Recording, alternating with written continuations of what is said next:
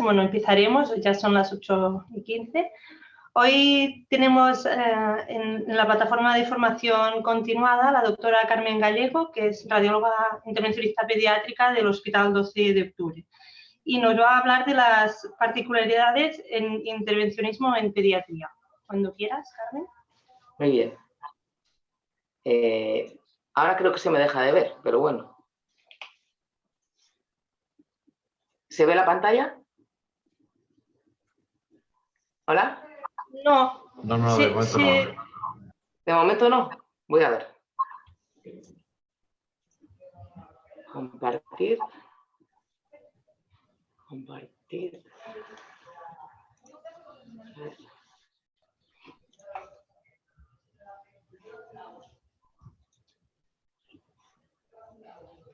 Compartir tu pantalla. ¿Ahora se me ve?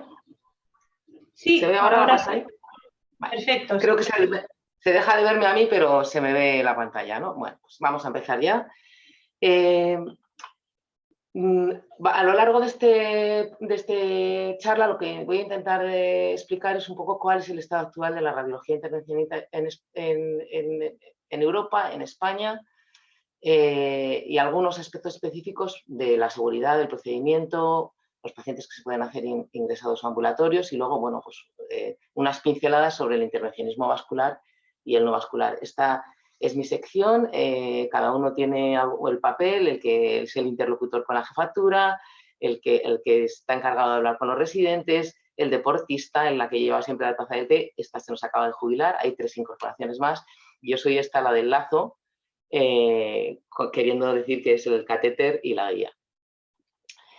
Y ya para empezar la charla, me he basado en este informe que se llama Improving Pediatric Interventional Radiology Services del Royal College of Radiology británico, y que empieza con esta frase a la cual yo me adhiero totalmente, porque es verdad que los niños parece que van un poco a rebufo con respecto a las técnicas intervencionistas en España. Es decir, que se siguen haciendo cirugías abiertas en muchos pacientes, en muchos hospitales, cuando estos niños podrían beneficiarse de tratamientos percutáneos guiados con imágenes mínimamente invasivas para obtener exactamente los mismos resultados.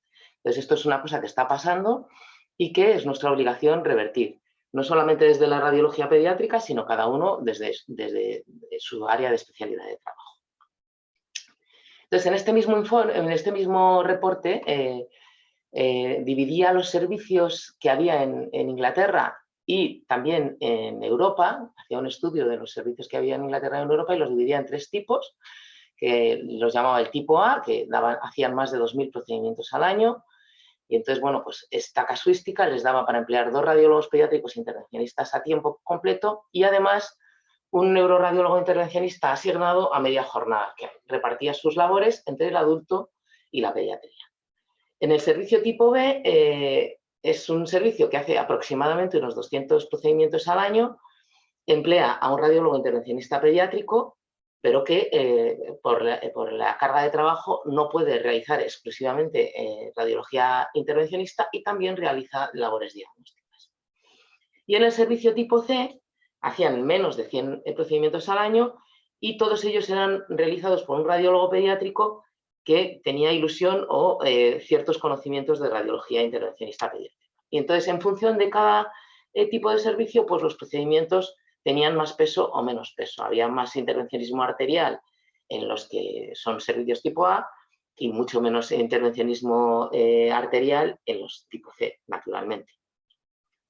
El estado actual en España de la radiología pediátrica intervencionista es que no existe una formación específica ni una vía de superespecialización desarrollada.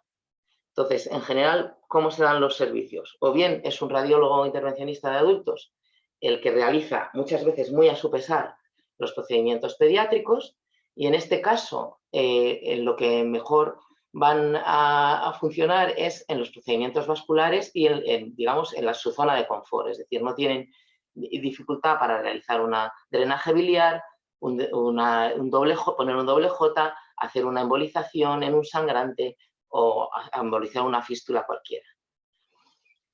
Luego hay otro tipo de servicios que se dan en hospitales en general de mayor tamaño, que es que un radiólogo intervencionista que trabaja en un hospital pediátrico a tiempo parcial en intervencionismo pediátrico y radiología pediátrica. Así, por ejemplo, podría ser el caso del 12 de octubre. Entonces, en general, ahí hay un equilibrio mayor entre las técnicas vasculares y las no vasculares.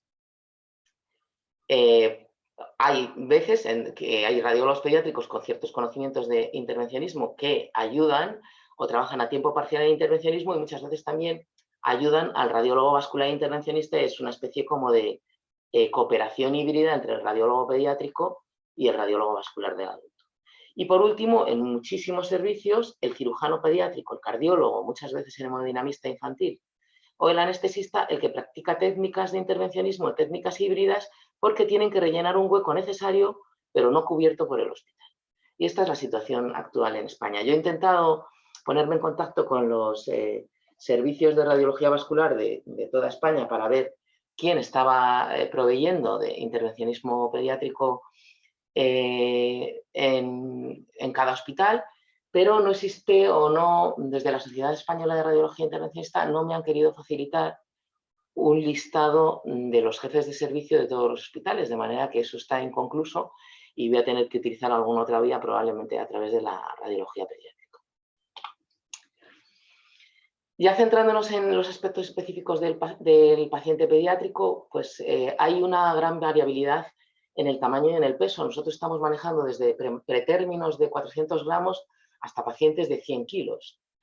Entonces, esto hace que tengamos una gran variabilidad en el material que tenemos que usar, y para esto, en general, las gerencias y la dirección de suministros no es especialmente sensible. Es decir, no les gusta que compremos un catéter de 3, un catéter de 5, dos balones de 5, y les gusta que compremos en concurso.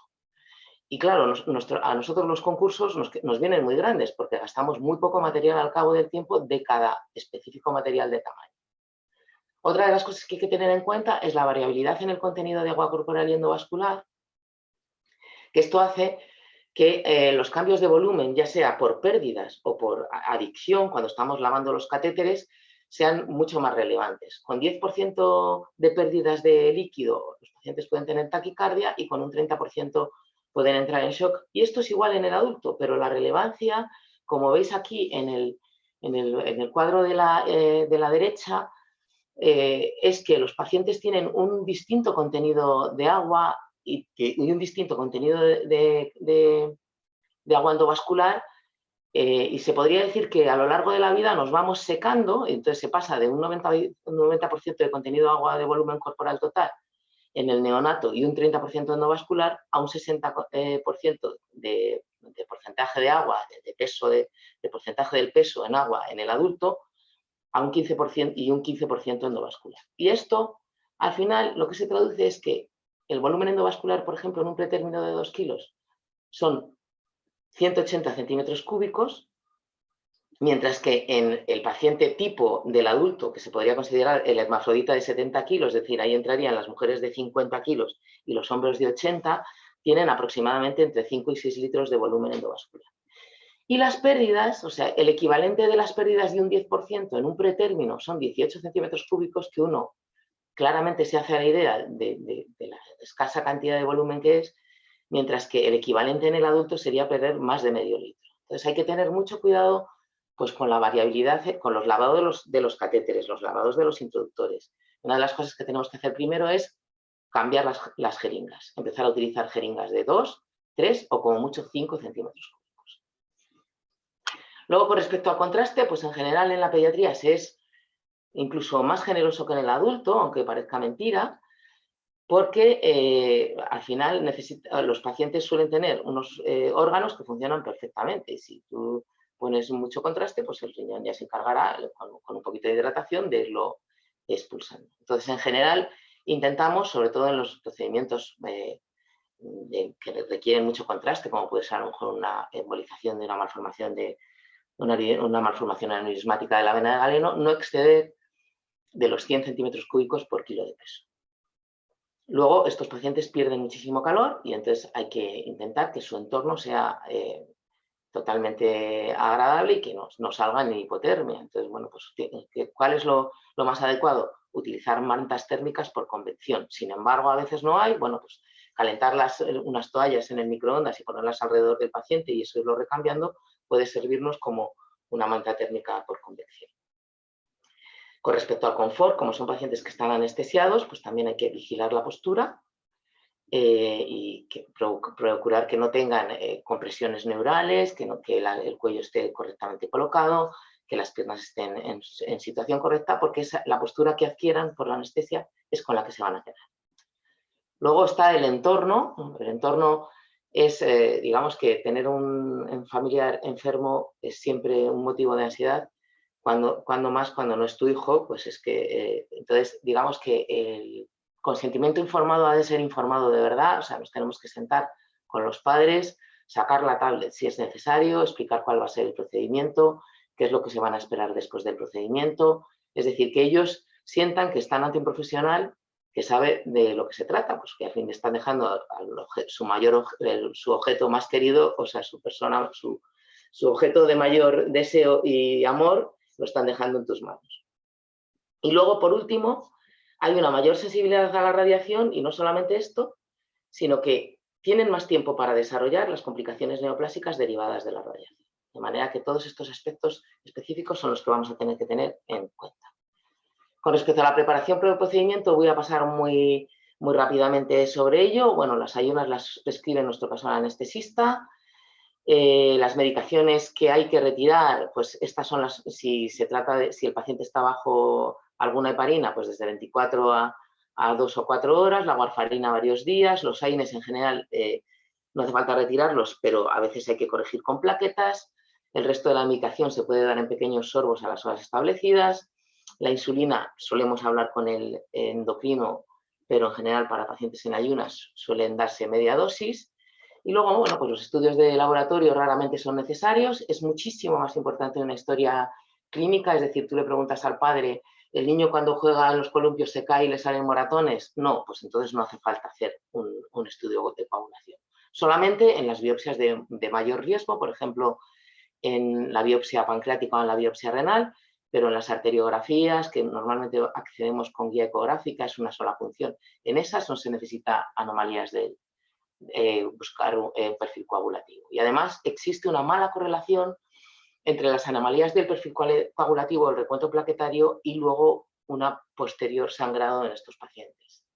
El test del embarazo se debería de hacer. Nosotros la verdad es que no lo tenemos metido dentro del protocolo, pero vienen dentro de todos los protocolos que en pacientes en edad de procrear, que puede ser a partir de los 12 años, antes de entrar en la sala deberían de tener un test de embarazo negativo. Pero bueno, uno ya puede ver cómo es el paciente, ¿no? Y determinar caso a caso si merece la pena realizar un test del embarazo. Con respecto a la profilaxis antibiótica, solo la damos de rutina en algunas cardiopatías, en consenso con los infecciosos en el segundo epígrafe, HIV, diabetes, inmunodeficiencias, y en función del procedimiento, en las quimiembolizaciones, las embolizaciones neurovasculares y en la ablación clínica de glándulas salivares o el tratamiento percutáneo de la ránula, porque ya estamos en un entorno que es bacteriano, ¿no? Que entramos a través de la boca.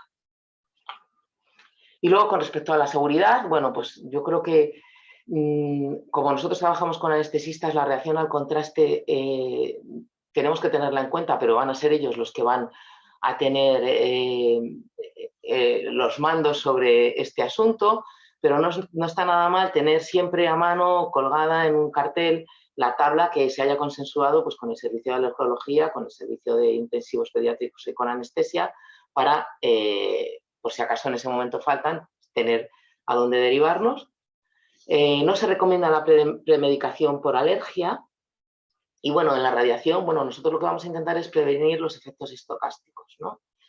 Que son los que pueden estar, no se asocian con un determinado tipo de dosis. Entonces, bueno, pues vosotros veis en estas dos tablas que nosotros estaríamos en este epígrafe, ¿no? Que es donde más sensible el órgano es, más sensible los órganos son a la radiación, pero también estaríamos en esta zona de la curva, que es que nuestros procedimientos suelen dar menos de 100 milisievert por procedimiento. Entonces, no está demostrado que por debajo de los 100 milisievert haya una mayor incidencia de efectos perniciosos de la radiación. Pero ahora mismo lo que está aceptado es el modelo de regresión lineal sin umbral, y es decir, que sabemos que a partir de 100 milisievert Cuanta más dosis se dé, mayores van a ser los efectos, y entonces se hace esta ampliación de la curva, modelo de regresión lineal sin umbral, que quiere decir que a menor efecto de menor radiación, menores serán los efectos, pero que pueden existir.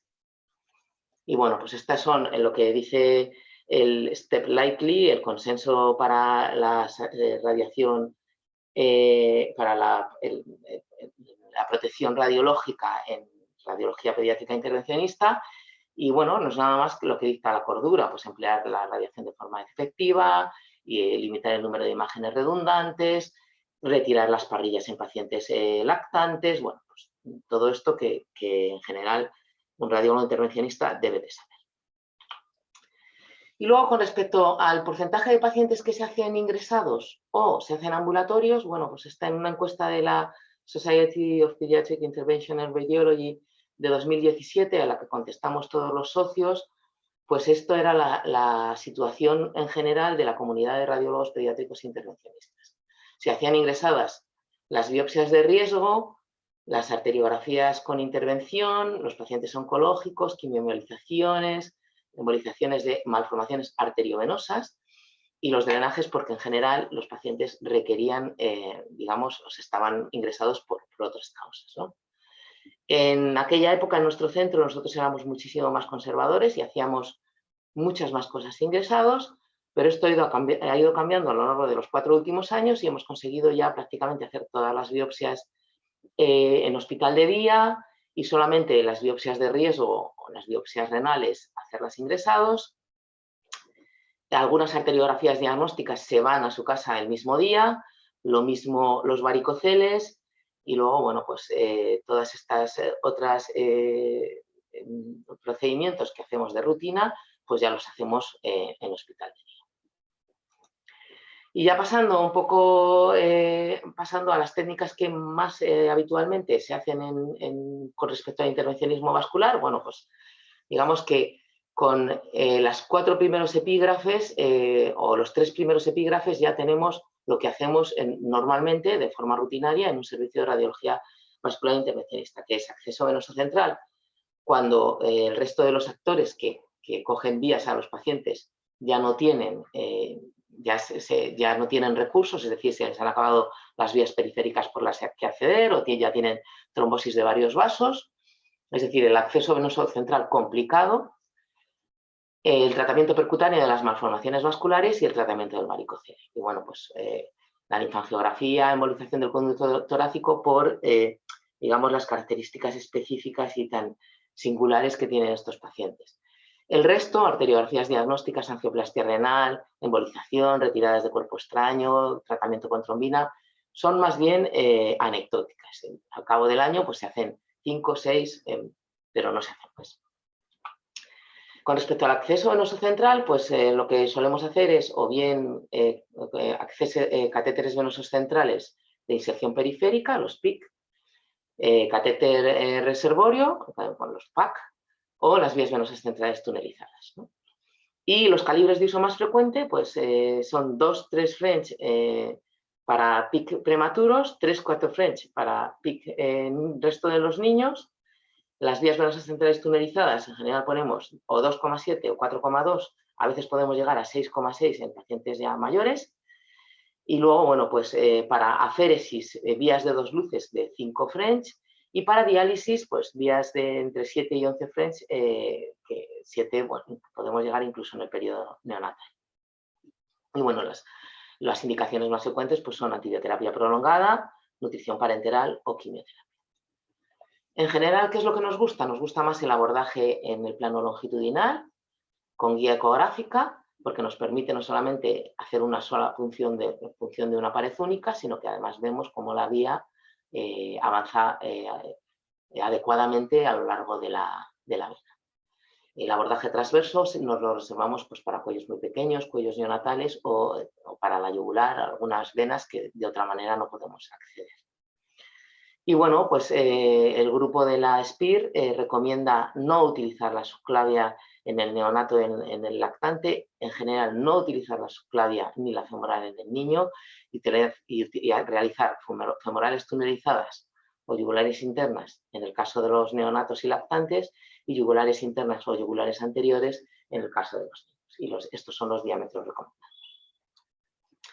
El falso PICC o la tunelización de la vía venosa femoral es un catéter que nosotros empleamos mucho para pretérminos y neonatos hasta los 4 o 5 meses, y consiste en una punción femoral con tunelización por el tejido celular subcutáneo hasta el hueco suprapatelar, o bien punción directa desde el hueco suprapatelar hasta llegar a la vena y luego ya pasar un catéter. Y esto lo que hace es que nos permite, con un abordaje venoso central, aumentar el calibre del catéter que ponemos. Y además, por otro lado, permite alejar la zona de entrada del catéter de la zona del pañal, con lo cual prevenimos las infecciones en la zona de entrada del catéter. Son unas vías muy seguras que suelen durar bastante tiempo. Yo he tenido pacientes hasta con 1 año con estas vías y en general son muy bien aceptadas por los neonatólogos. ¿Qué otros problemas podemos tener? Pues pacientes que, como en este niño de 2 años, que tenía un catéter venoso, una válvula de derivación ventrículo-peritoneal por un lado, por el cuello, en mi cuello derecho, otra que iba hacia el otro lado, pero que también pasaba por el cuello derecho, una trombosis de la vena yugular interna izquierda, con lo cual solo nos queda la vena yugular derecha, y ahí tenemos que meter todo con muchísimo cuidado de no pinchar los catéteres, el recorrido subcutáneo de los catéteres de derivación ventrículo-peritoneal. Las vías venosas centrales tunelizadas en buenas manos pueden llegar a durar 2-3 años. Nosotros no las recambiamos de rutina, solo las recambiamos cuando dan complicaciones.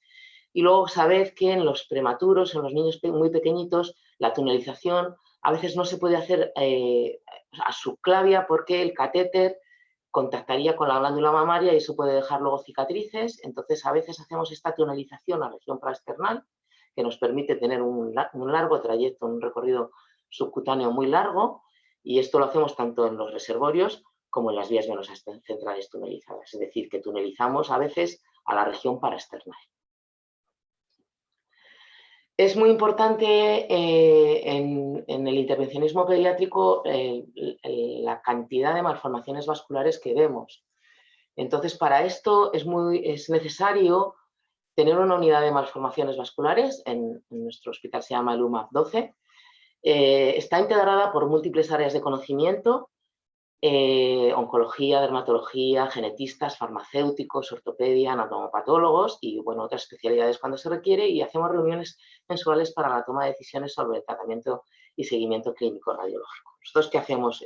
El día a día es malformaciones linfáticas, en las que nosotros en general esclerosamos cuando son macroquísticas con una mezcla de detergente y alcohol, que mantenemos unos 15 minutos y luego retiramos, y ese procedimiento lo volvemos a repetir a los 4 o 5 días y luego ya retiramos el catéter, con resultados y normalmente paramos, incluso aunque quede alguna pequeña lengüeta de líquido, paramos cuando el resultado estético en el paciente es adecuado y ya están conformes. Las malformaciones venosas tenemos 2 variantes. Una es cuando son profundas e intramusculares, las tratamos con detergente y alcohol y vigilando el retorno venoso. Cuando es de pequeño tamaño, esto es lo primero que se tapa, con lo cual no solemos poner un torniquete, pero cuando son de gran tamaño, pues a veces hay que inflar balones en la vena. Y cuando las malformaciones son muy grandes y muy subcutáneas, pues lo que estamos haciendo es un tratamiento percutáneo con material líquido de embolización, en general Onyx, que como tiñe los tejidos, luego para los cirujanos es muy fácil de ver y muy fácil de delimitar la malformación, y digamos que con una sola sesión, estas malformaciones tan grandes que requerirían de múltiples sesiones, pues con una sola sesión y luego un abordaje quirúrgico, pues se resuelve. Y luego, bueno, las malformaciones arteriovenosas, que son afortunadamente mucho menos frecuentes. Este era un paciente con un síndrome de Parkes-Weber y múltiples fístulas arteriovenosas a lo largo de la pierna y el muslo. Pues se va haciendo embolización con Onyx y con coils, pero estas malformaciones son muy voraces y sabes que aunque hayas embolizado varios territorios, luego salen pequeñas fístulas que se van a encargar de seguir manteniendo esta malformación, con lo cual son pacientes que hay que tener presentes, que hay que ir planificando las embolizaciones, ser muy agresivos con ellas y planificar durante varios meses varias embolizaciones para intentar acabar con el problema. Este es el protocolo que nosotros tenemos de tratamiento de malformaciones vasculares. Las linfáticas macroquísticas, ya os he contado que con drenajes y polidocanol alcohol, en general en 2 sesiones. Las microquísticas utilizamos doxiciclina, hacemos un merengue con albúmina para que sea una espuma más estable.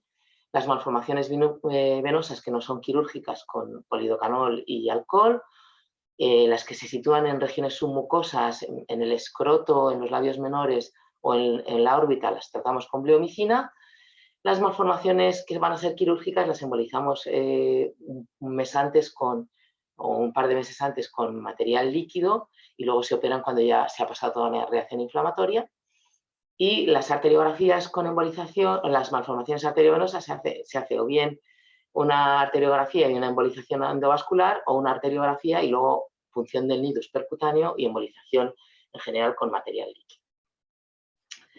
Luego, otra cosa que hacemos es el diagnóstico y tratamiento de las anomalías de conducción linfática. Este es un paciente que nos acaban de mandar de Canarias con un quilotórax que aparentemente era idiopático, de debut a los 7 meses de vida. Pero bueno, estos niños pacientes, debut idiopático de un quilotórax es difícil de creer.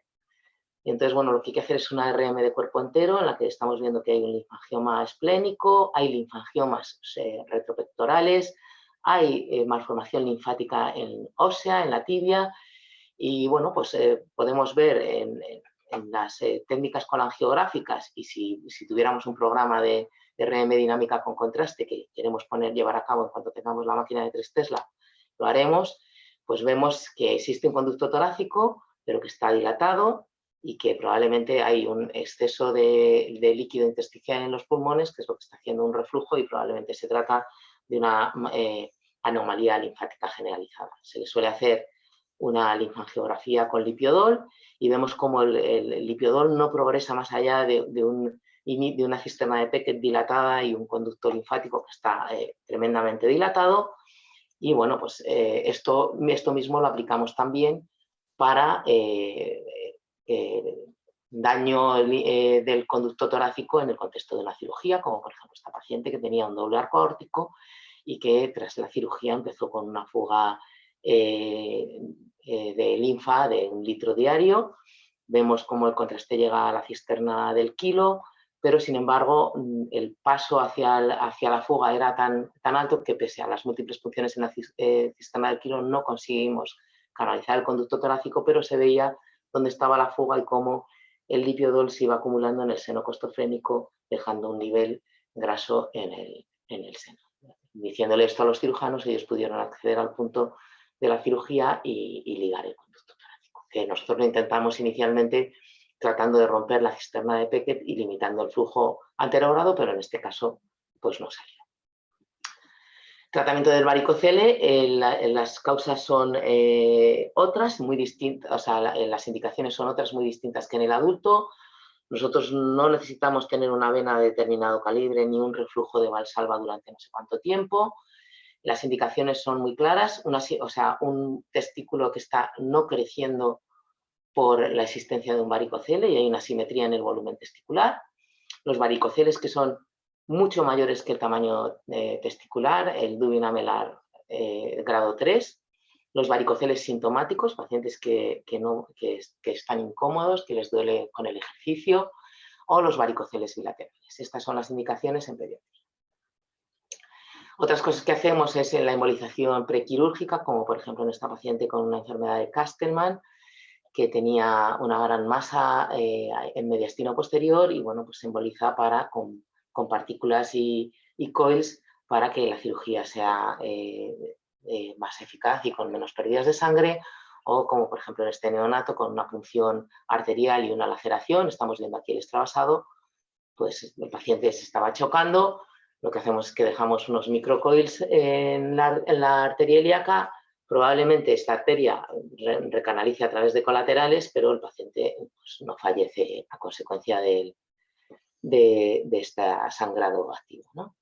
Aquí os dejo una tabla de tasas de inyección en arteriografía recomendadas, por si tenéis que echar mano de ella, en función de los kilos de peso.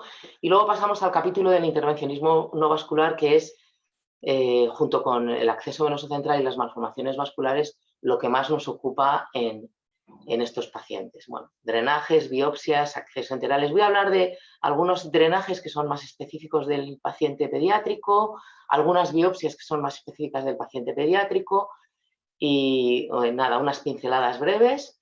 El drenaje torácico nosotros lo hacemos siempre guiado con ecografía y en general lo que intentamos es, afortunadamente la caja torácica del paciente pediátrico está mucho menos osificada, con lo cual la visión es mucho más amplia y nosotros lo que hacemos es intentamos el drenaje torácico colocando el transductor en el plano intercostal, porque así nos quitamos toda la sombra posterior de las costillas. Cuando se trata de un derrame, intentamos pinchar de anterior a posterior para que el drenaje se nos aloje en la porción más posterior. Cuando se trata de neumotoras, que también los hacemos con guía ecográfica, pues intentamos pinchar de posterior hacia anterior para que el drenaje se nos aloje en la cámara más anterior de aire, que es donde va a quedar más aire residual. ¿Cuándo pinchamos pacientes, cuándo hacemos drenajes torácicos? Pues en general pacientes que están hidrópicos, con mucho tejido celular subcutáneo, que los pediatras o los cirujanos no están llegando bien con sus técnicas, o como por ejemplo este paciente que tenía una hernia diafragmática reparada, no saben dónde está el bazo, es decir, que sabemos que el diafragma andará por aquí, pero a ellos les cuesta mucho determinar qué es dónde están las, digamos, las funciones más complicadas son las que nos reservan a nosotros. Veis que si ponemos el transductor en un espacio intercostal no tenemos costillas, con lo cual es casi como pinchar un quiste. Entonces avanzamos la aguja, en general se hace con Teldinck-Seldinger y no solemos pasarnos de 6 a 8 French porque, sobre todo en los neonatos, el espacio intercostal es tamaño 8 French. Y bueno, esto es el resultado tras la colocación. O los pacientes con un neumotórax, bueno, pues vemos que el neumotórax está rechazando un poco la silueta cardíaca y aquí vemos que no hay los clásicos artefactos en cola de cometa que deberían de verse en el pulmón. Tras la punción que vemos que el catéter se ha quedado alojado en la parte más anterior, ya vemos como el pulmón ya está llegando hasta el borde anterior del catéter, ya estamos viendo el timo, estamos viendo la silueta cardíaca más centrada. Y muchas veces no dejamos el drenaje, sino que hacemos una especie de toracocentesis, si el paciente lo aguanta, sobre todo en pacientes neonatos, pues entonces no hace falta dejar ningún catéter, que siempre es más incómodo para ellos.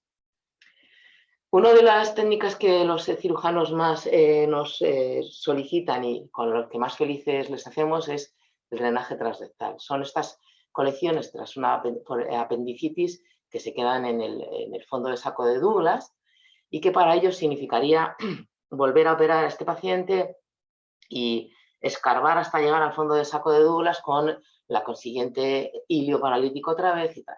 Es una técnica que para nosotros es muy sencilla. Lo que hacemos es que primero con el dedo o con algún tubo avanzamos el dedo por el recto hasta tocar la zona del catéter para ver si vamos a poder llegar con nuestro drenaje. Sobre el dedo resbalamos el catéter sin la aguja montada y cuando ya estamos en el borde del absceso, montamos la aguja, pinchamos la mucosa del recto, avanzamos el catéter y liberamos el catéter con punción directa hasta dejarlo alojado en la cavidad. Y luego ya aspiramos hasta que queda completamente vacía la cavidad y el catéter puesto en sitio. Esto es una técnica que es fácil y sencilla, muy bien tolerada por los pacientes. El catéter se queda pegado a la raíz del muslo y ellos no notan una transgresión de la piel que muchas veces les molesta. Y el catéter se retira en un par de días, en general con bastante éxito y sin necesidad de una nueva reintervención. Y luego, bueno, pues en general las nefrostomías, nuestros urólogos hacen nefrostomías, hacen las nefrostomías de los riñones extremadamente dilatados, esa se le da muy bien. A nosotros nos suelen dejar los riñones neonatales, los doble J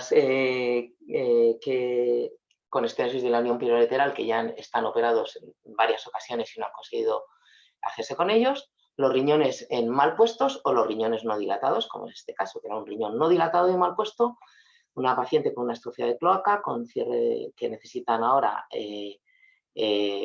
un cierre de una fístula vesical y necesitan tener tutorizados los uréteres para no llevárselos en la cirugía. Bueno, pues en general lo que hacemos es que dejamos 2 nefrostomías y el mismo día de la cirugía ellos pasan una guía para tener tutorizados los catéteres. Y luego un procedimiento de urgencia que hacemos y que los traumatólogos están profundamente agradecidos, y es que hemos quitado prácticamente todas las artrotomías que se hacían en el paciente con sospecha de artritis séptica. Ya sabéis que la artritis séptica es una entidad que puede acabar con un destrozo absoluto de la articulación, es una entidad de urgencia, y antes, bueno, estos pacientes se sometían a una artrotomía con la consiguiente aparición de sinequias y digamos, prolongación del ingreso. Ahora nosotros hacemos una artrocentesis, ponemos un catéter de centesis, en general de 4 French, y hacemos lavados repetidos hasta que el líquido sale limpio.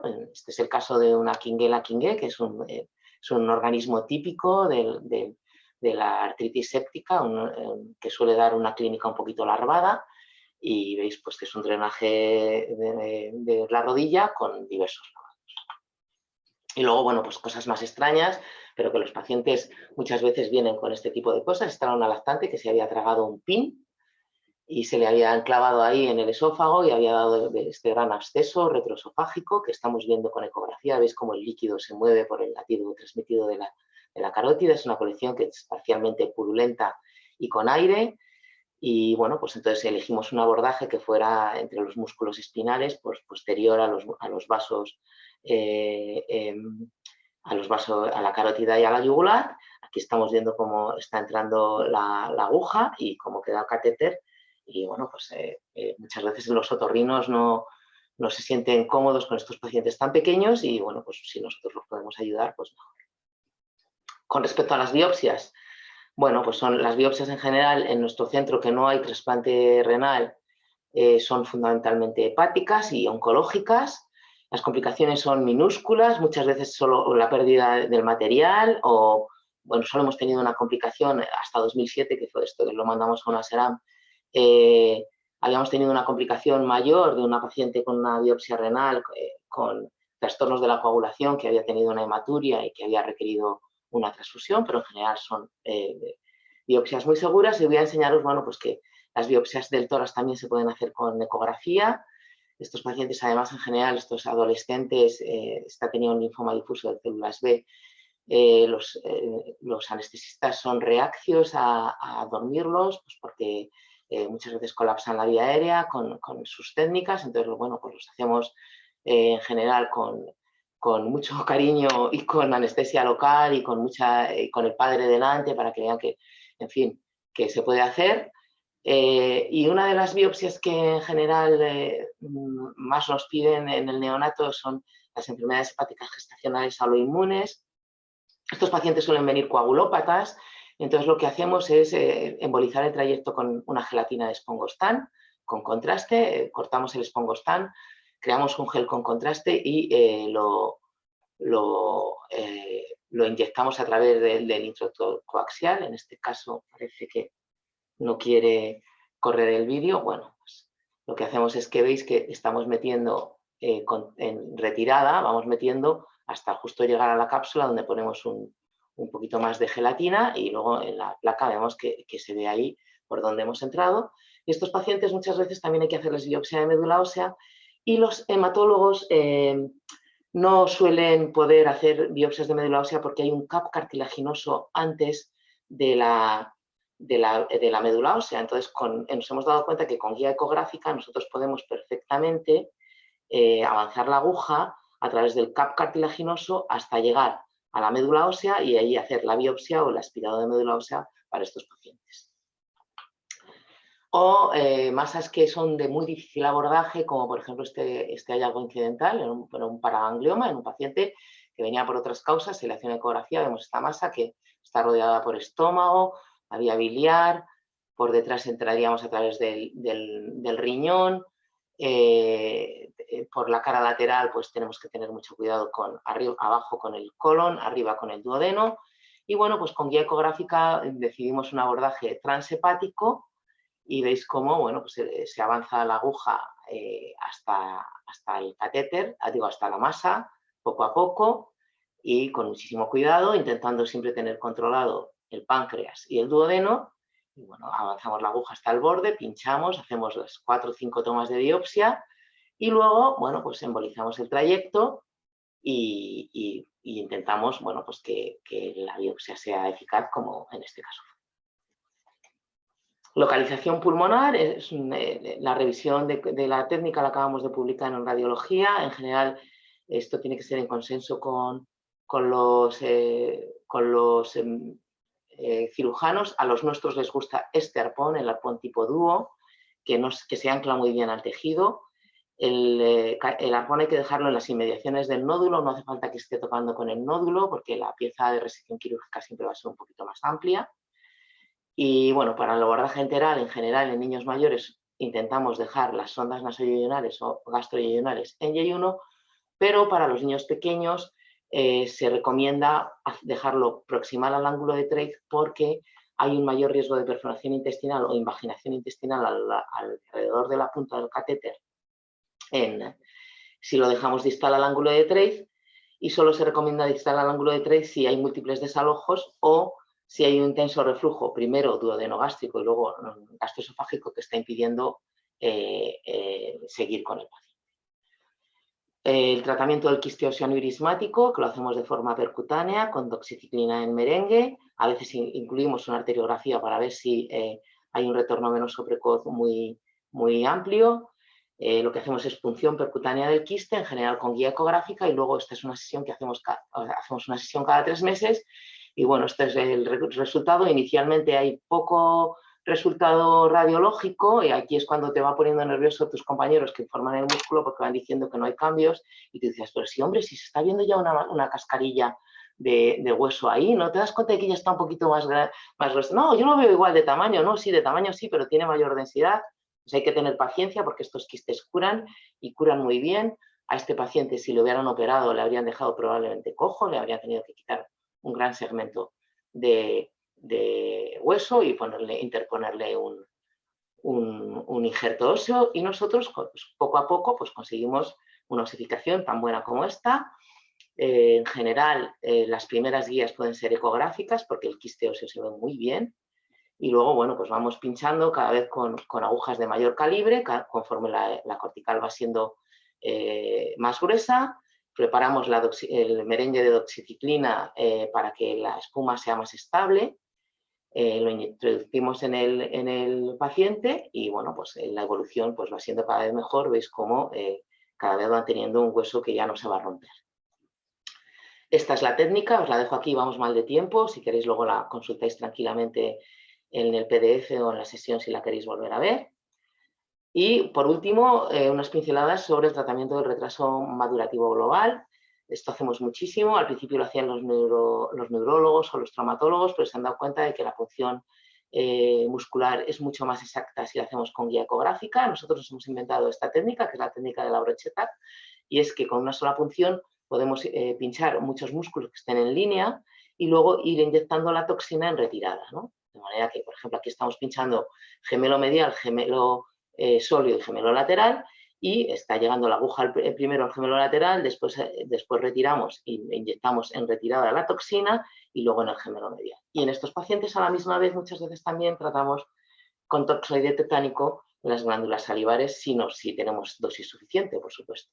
Luego en estos pacientes, si la sialorrea es muy importante y los padres así lo demandan, tenemos una técnica que es la quimioablación glandular con detergente y alcohol, que se hace canalizando el Stenon y el Wharton y metiendo detergente y alcohol. Veis cómo la glándula pasa de este estado a este, que es una especie de necrosis por alcohol, y en general hacemos 2 glándulas, una parótida y una submandibular, pero a veces podemos llegar hasta hacer 3 con un control bastante bueno sobre la sialorrea. Y bueno, a estos niños hay que mantenerlos intubados un día porque se les hincha muchísimo la cara y puede comprimir la vía aérea, pero en general es una técnica que es bastante agradecida. Y para concluir, bueno, es muy difícil estandarizar la técnica por los diversos tamaños. Hay una amplia variedad de material con escaso gasto de cada tipo y en esto las gerencias son poco sensibles, entonces tenemos muchas veces problemas para la compra del material. Hay que controlar muy bien el contraste en las tasas de inyección, pero sobre todo lo que hay que controlar son los lavados endovasculares con suero y las pérdidas de sangre.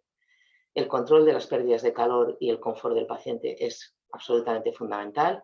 Utilizar la ecografía siempre que sea posible. Esto nos va a ahorrar radiación a nosotros mismos, al paciente y al entorno. Extremar las medidas de radioprotección cuando la radiación sea necesaria. Anestesia la vamos a utilizar en un 95% de los casos. Y el 70-80% del trabajo se reduce al acceso venoso, biopsia, drenaje y malformaciones vasculares, en general de bajo flujo. Queda muchísimo camino por recorrer, pero para mejorar hay que conocer la situación de partida, ganarse la confianza de los médicos peticionarios, divulgar el trabajo como algo esencialmente distinto al de nuestro hermano mayor y establecer rotaciones específicas. Muchas gracias. Muchas gracias, Carmen. Bueno, vamos un poco justos de tiempo, pero bueno, podemos alargar 10 minutos para contestar las preguntas que nos ha hecho la audiencia. Primeramente, el doctor Maroto pregunta, dado que hay que tener una especial atención a la radiación de los pacientes pediátricos, ¿pueden ser de utilidad los software de gestión de dosis para mejorar la calidad? Hombre, absolutamente. Los software de reducción de dosis son totalmente necesarios. Una de las cosas que hay que hacer siempre, además, es que a veces esos son incompatibles con la parrilla, o sea que en los neonatos y lactantes, si quitamos la parrilla, a lo mejor no vale el software de reducción de dosis, pero son absolutamente fundamentales. Muy bien. Otra cuestión sobre la obtención del consentimiento informado. ¿Cómo lo hacéis en el caso del menor maduro adolescente? ¿Cómo participa el niño o la niña?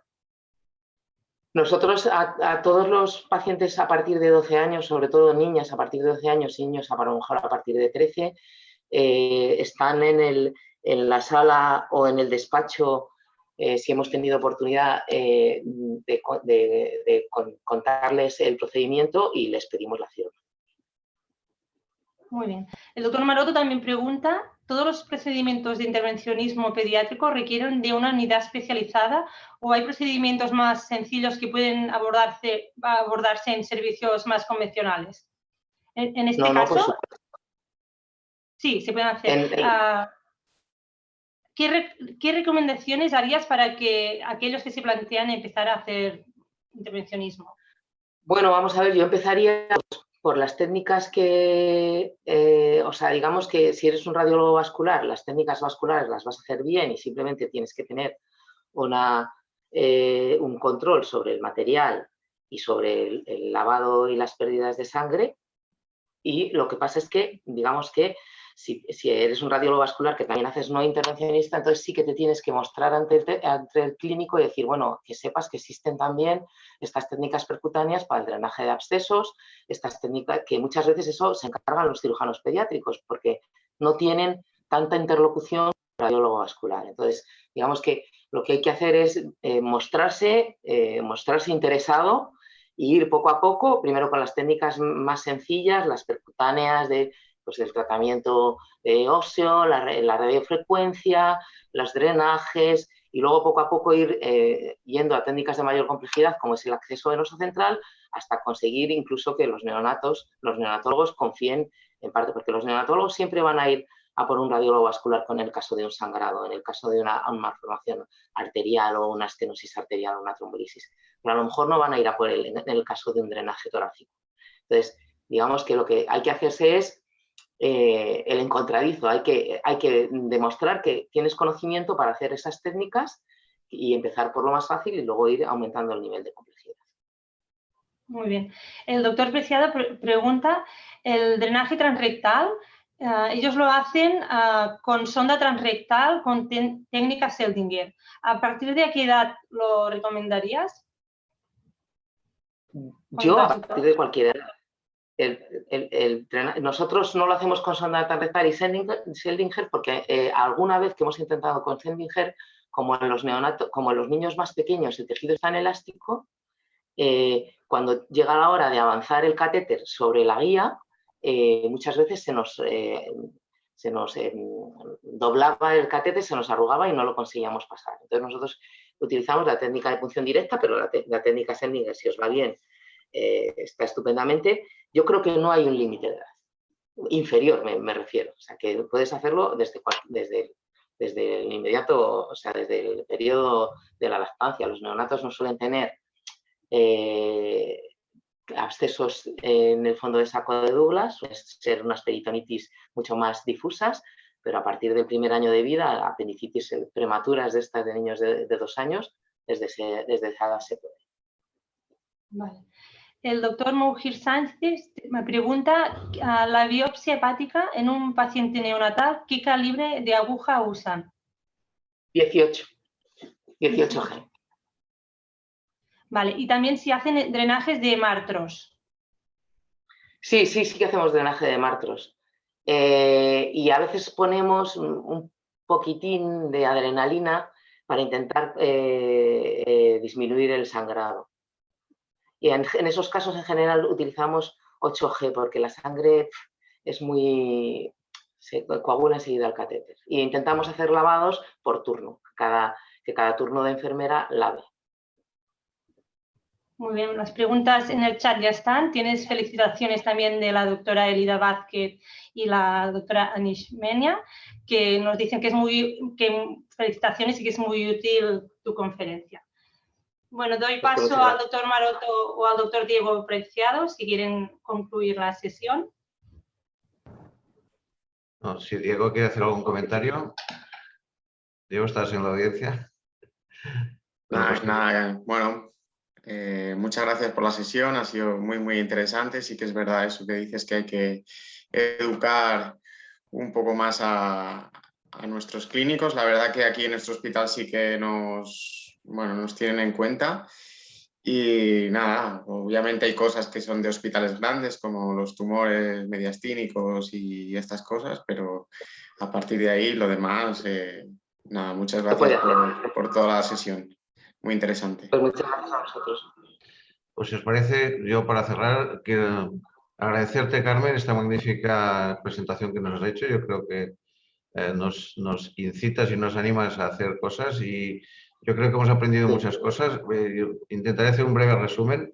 Es decir, sobre todo nos quedamos con tu mensaje de que al paciente pediátrico hay que ofrecerle técnicas mínimamente invasivas porque son seguras y son incluso a veces en general con mejores resultados que la cirugía, que para ello evidentemente como todo pues se requiere pues una formación, una preparación, pero que nos animas a que en la medida de nuestras posibilidades y cada uno de nuestras capacidades entrar en este camino y colaborar evidentemente con todos los servicios que participan en estas patologías y desde un enfoque multidisciplinario, pero teniendo en cuenta las específicas características que tiene el paciente pediátrico.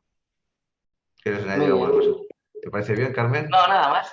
Yo creo que aquí estamos en pañales y desde luego tienen que ser los intervencionistas del adulto los que muchas veces se encarguen de este asunto y yo creo que lo hacen fenomenal y simplemente es eso, tener una buena conexión con el clínico, enseñarles que muchas de nuestras técnicas son muy útiles y que pueden mejorar mucho la estancia hospitalaria del paciente.